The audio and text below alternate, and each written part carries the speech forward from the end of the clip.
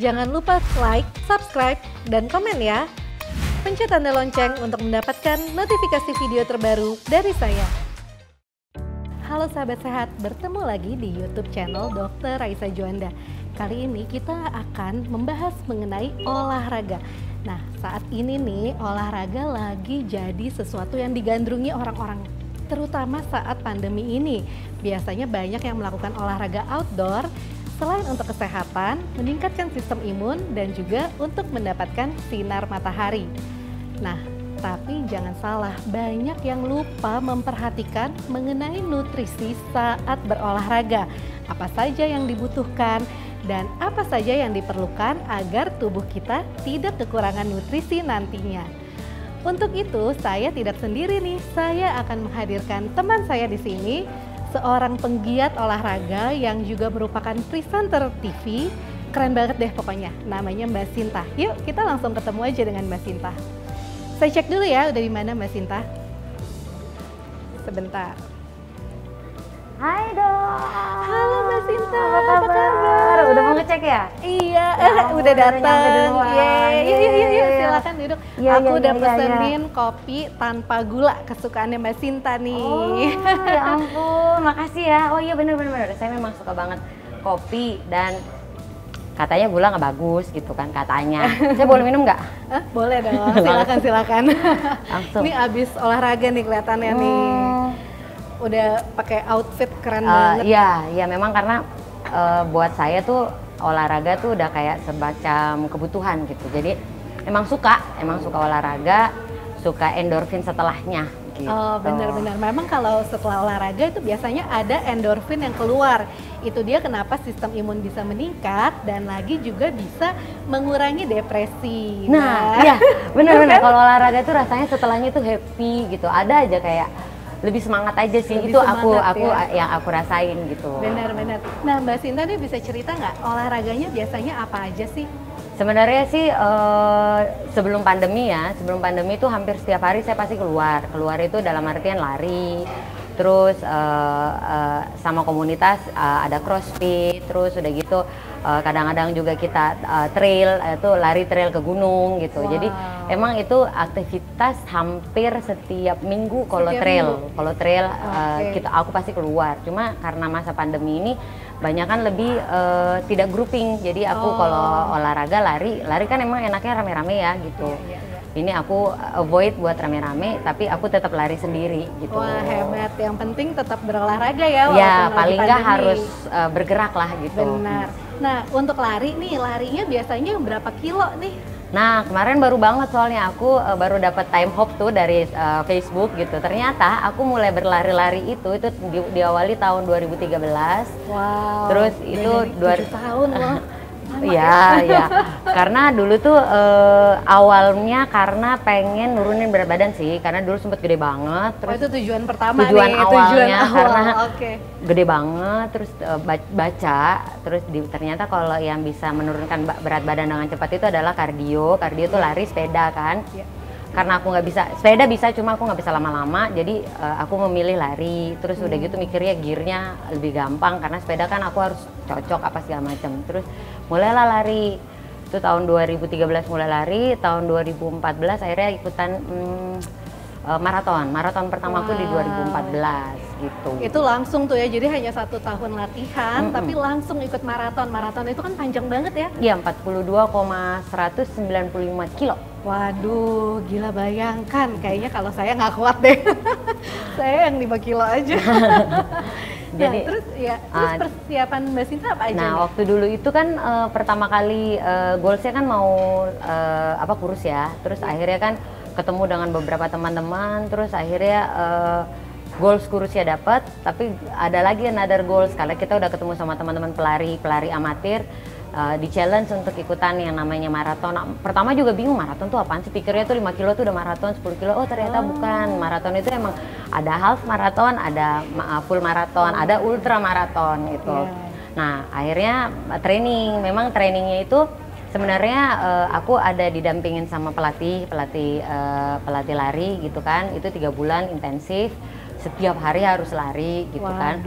Nah sebenarnya gara-gara setiap hari harus lari itu dok, kan mungkin ini teori orang awam ya gitu, bahwa lari kebakar ininya apa lemak-lemaknya kebakar, akhirnya kurus, emang kurus gitu. Bener tuh, turun berapa kilo tuh waktu itu? Dulu in total sama sampai sekarang udah turun 25 kilo. Wah, 25 kilo, bayangkan guys, banyak banget. Boleh nih ditiru nih.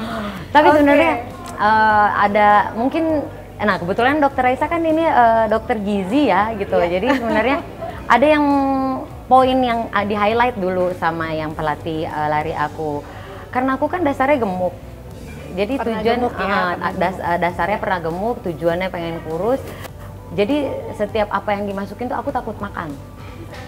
Nah akhirnya aku mudah yang namanya cedera.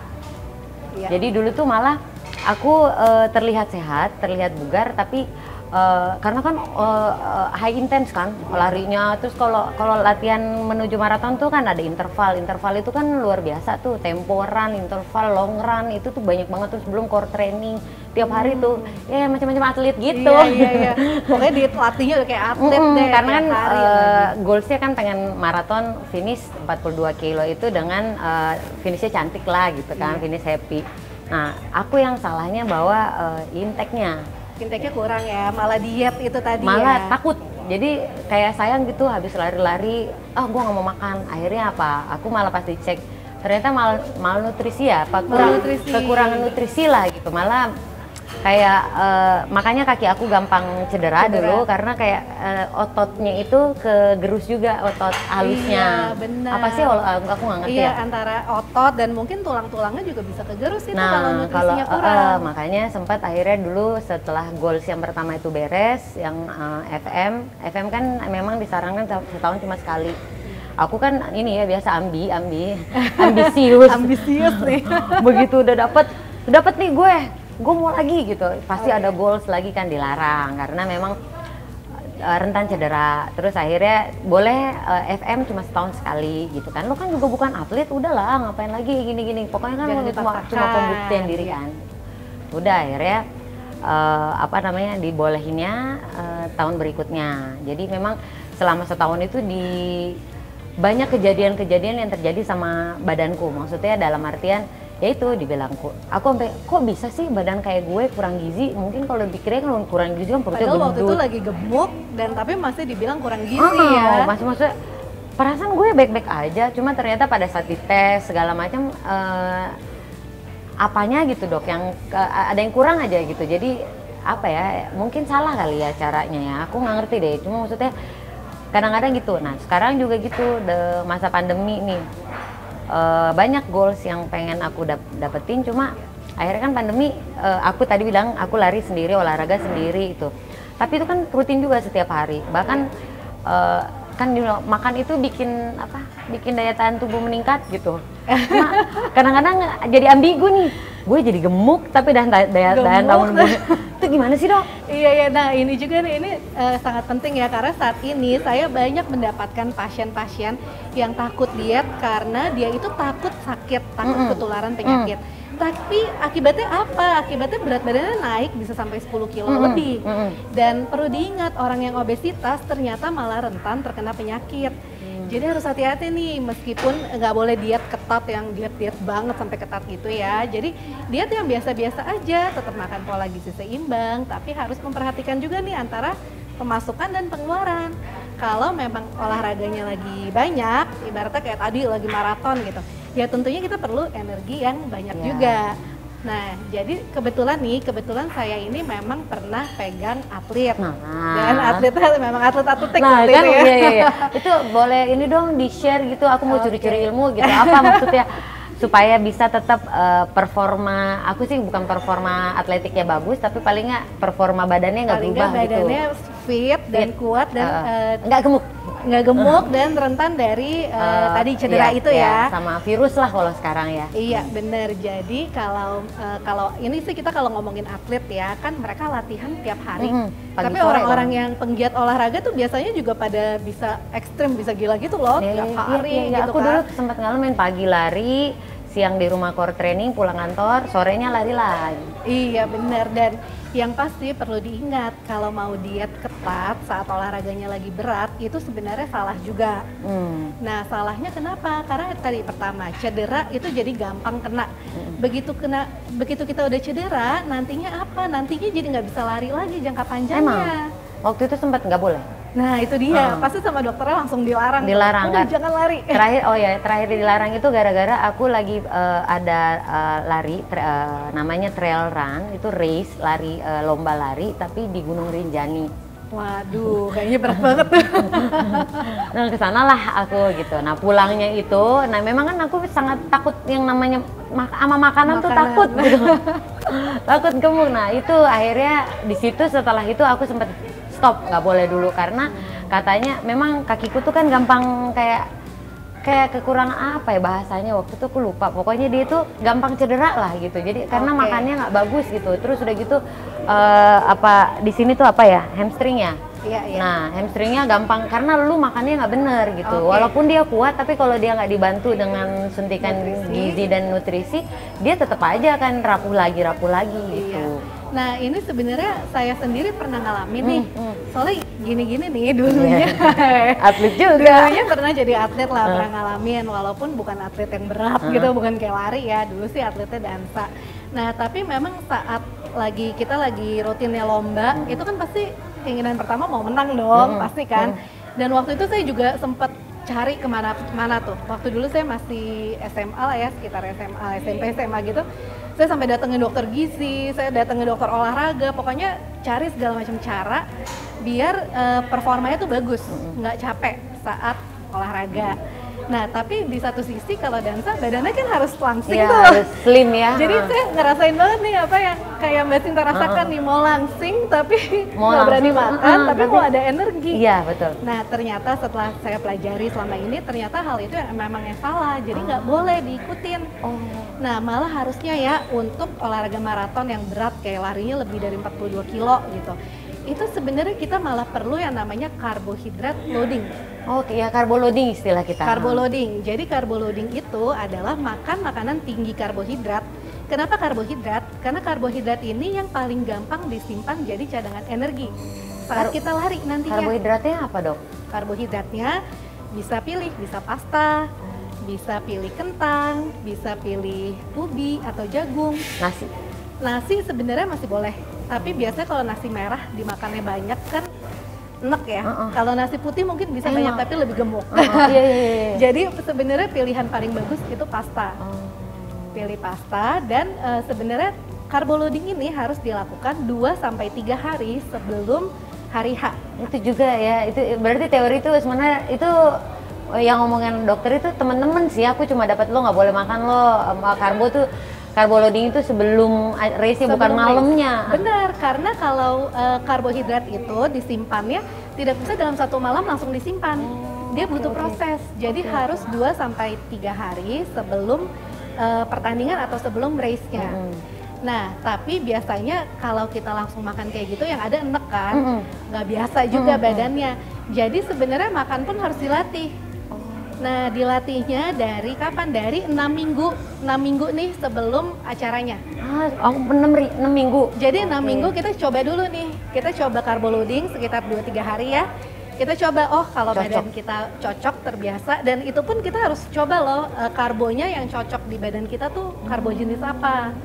Karena tiap orang beda. Ada yang makan, misalnya makan kentang banyak nggak kenapa-napa. Ada yang makan kok kayaknya kembung gitu atau nggak enak gitu perutnya. Jadi itu dia kenapa makanan pun harus dilatih sebenarnya. 6 minggu sebelumnya latih dulu, nanti pas mendekati acara nih 2-3 hari carbo loading, malah harus mengurangi makanan yang tinggi lemak dan protein saat mendekati. Bukan steak. Jangan. Saat mendekati race-nya. Aku malah makan steak. Nah kalau steak, kalau misalnya lagi latihan biasa, nggak ada pertandingan, itu masih boleh, tapi yang lemak-lemaknya itu tuh dibuang. Iya, karena memang protein tetap dibutuhkan, tapi dibutuhkannya saat latihan tadi. Dan ada satu lagi yang penting nih, saat habis olahraga, itu 2 jam setelahnya harus langsung diganti cadangan energinya biar Dengan? mengurangi cedera tadi. Oh iya, dengan Nah, makan apa dong? gantinya bisa Nasi Padang. Jangan dong. Itu mah nanti gemuk Oh, dong. gede. Jadi apa dong? Jadi gantinya bisa pakai makanan yang glukosanya tinggi tapi nggak ngegebukin. Contohnya pisang, Oh. susu coklat, pilih yang low fat masih boleh. Itu Contohnya kayak gitu. maksudnya dimakan biasa aja atau itu jadi kayak sehari 3 kali gitu dok? Dimakan biasa aja. Jadi setelah latihan nih, jangan sampai misalnya latihan selesai jam 8 ya. Batas waktu antara jam 8 sampai jam 10 nih, 2 jam. Ini di antara waktu 2 jam ini udah harus makan si karbohidrat yang untuk gantiin energi tadi. Nah makan nasinya boleh nggak setelah itu? Makan nasi boleh. Oh. Makan nasi boleh, tapi kalau bisa setelah karbohidrat pertama yang tadi. Oh oke. Ada batasan berapa banyak nggak? Nah, batasannya ada nih. Jadi yang dinamakan karbo loading Dulu ya, tadi ya, yes. itu batasannya 4 gram karbohidrat per 2 kilogram berat badan. Jadi gini, susah yang ngitungnya. Misalnya berat badannya Matematika. hitung-hitung nih. Misalnya berat badannya Mbak Sinta nih berapa? 50 gitu ya, biar gampang. 50 kan per 2 kilogram berat badannya harus 4 Gram. gram. Jadi 25 kali 4, 100 gram. Nah, jadi setidaknya harus makan karbohidrat 100 gram karbohidrat. Kalau pisang itu satu gede itu yang mereknya yang warna kuning yang gede Ya, itu? nah kalau pisang itu sebenarnya karbonya bentar, kalau misalnya yang kita ngomongin ini dulu ya, makanan karbohidrat, makanan pokok. 1 centong nasi atau 1 centong mie gitu, itu karbohidratnya sekitar 40. Oh. Jadi kan butuh 100 tuh. Butuh sekitar 2,5 centong, 2,5 sampai 3. Tapi kan itu nasi doang. Itu kalau nasi. Nah, kalau misalnya pisang ini kan tadi setelah olahraga ya, jadi boleh makan 1 sampai 2 pisang sehari. Buah lain selain pisang yang mengandung karbohidrat yang itu bagusnya apa? Sebenarnya jus buah pun boleh. Oh. Jus buah lainnya boleh karena dia juga sekalian menggantikan elektrolit yang hilang saat latihan tadi. Nah, jadi sebenarnya misalnya ada sport drink juga boleh, minum jus buah juga boleh. Boleh add on sugar nggak?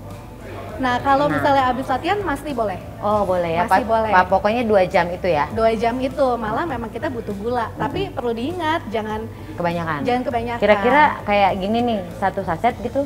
Nah, jadi gini, sebenarnya malah ada jurnal yang mengatakan bahkan minuman bersoda pun boleh setelah berolahraga. Pokoknya 2 jam antara waktu itu ya? Iya, nah tapi perlu diingat ya, untuk orang-orang yang ada diabetes, sebaiknya jangan dong. Karena kan soda itu gulanya tinggi banget tuh. 1 kalengnya setara dengan 4 sendok makan gula. Nah, jadi harus hati-hati. Oh gitu ya dok, oke. Berarti Iya. aku udah paling nggak olahraga tetep, terus kalau setelah olahraga jangan terlalu takut juga makan. Pokoknya 2 jam itu harus diisi karbo. Harus diisi. Karbo ya? Iya. Oh iya, oke, paham. Oke. Thank you banget ya dokter. Oke, sama-sama. Thank you Mbak Sinta. Nah, itu dia tadi bincang-bincang saya dengan penggiat olahraga Mbak Sinta. Nantikan di channel saya berikutnya dengan narasumber lainnya ya. Jangan lupa kalau kalian mau ada topik yang mau dibahas, boleh nih tulis di kolom komentar di bawah. Oke.